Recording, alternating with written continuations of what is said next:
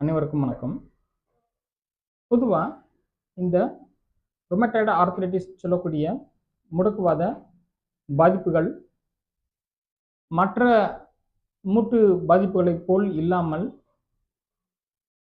நம்மளுடைய உடம்புல அந்த பாதிப்பை ஏற்படுத்தும் பொழுது அது தனி ஒரு மூட்டு பகுதியில வர்றது கிடையாது.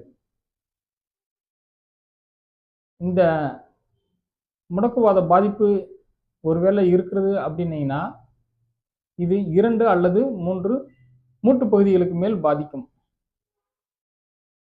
முக்கியமா முழங்கால், இடுப்பு, கழுத்து பகுதியில் இருக்கக்கூடிய முதுகு தண்டுவடம், முதுகு பகுதியில் கீழ் முதுகு பகுதியில் இருக்கக்கூடிய முதுகு தண்டுவடம், தோள்பட்டை இந்த மாதிரி பார்த்தீங்கன்னா போன்ற முக்கியமான மூட்டு பகுதியில பாதிக்கும்.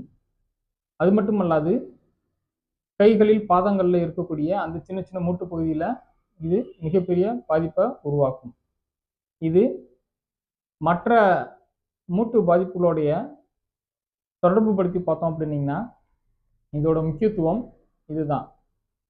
Thank you for watching video. Thank you very much.